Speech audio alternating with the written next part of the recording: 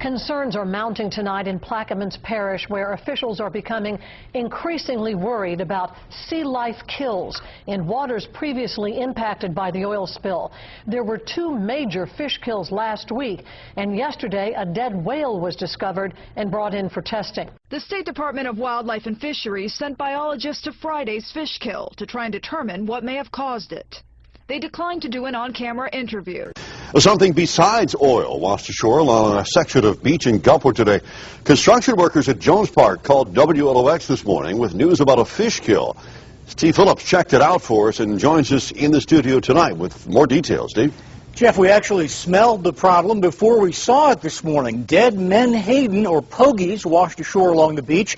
The large fish kill created quite the mess. Piles of the small silvery fish cover much of the shoreline just east of Jones Park, from 15th Avenue to Moses Pier. While many lie baking in the late morning sun, others are pushed ashore by the gentle surf. It might make sense to blame the oil spill for the fish kill, or at least consider oil or dispersants in the water for the death of these pogies. But Harrison County's Sand Beach director isn't so sure. Probably red tide. It's possible it could be something oil related. It's hard to say right now, but DMR is going to be sending personnel out here to make that determination, and it's important. Dead menhaden have washed ashore on Harrison County's beach in recent years, but those kills were during fishing season when nets were torn on a pogie boat. Right now, fishing is off limits because of the oil. Linda heads back to her laboratory in Baton Rouge, and Kendra to her family in the fishing town of Venice. That's Eric Tizer. He is a local whose family's been here for centuries. I see a lot of things out in the bayou that I really don't want to talk about.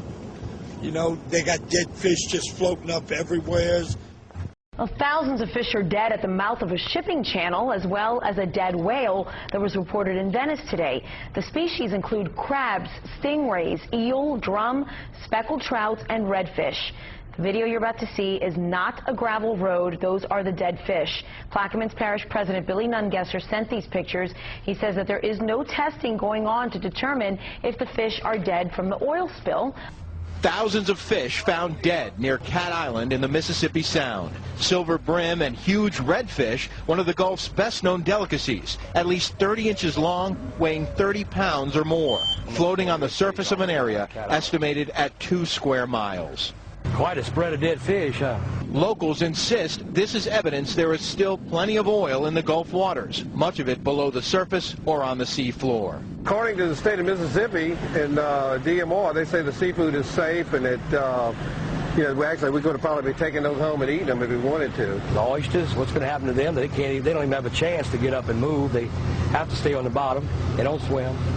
The fish could get out of it, but they just can't. So I don't know. I don't know what's left for the future of the fisheries. I'm really concerned. That's oil right there. Local fishermen dragged a boom on the bottom of the sound to show where sheen collected among the algae, scoffing at claims most of the crude is now gone. I don't think they want you to bond it. You know, out of sight, out of mind. But I know in 35 years that I've been doing this, I've never, ever seen what I've seen on the bottom in all the years I've been fishing. Robert Main makes his living off oysters and shrimp from the Gulf, but says he and his family won't eat anything from these waters now and doesn't think anyone else should either. Basically, I'm out of business right now. I'm completely out of business. If I don't trust myself to catch my own product and eat it, I'm not going to expect you to eat it. I mean, that's just the way it goes. Well, there is no direct evidence that the dead fish found today are linked to oil in the Gulf. It's possible that tests could be conducted on those dead fish, but the locals say they don't have the ways or the means, and they also say they don't need scientists to tell them what they already know. In fact, one fisherman came by our position here a short time ago and tossed us this dead crab in this Ziploc bag that appears to be covered in oil.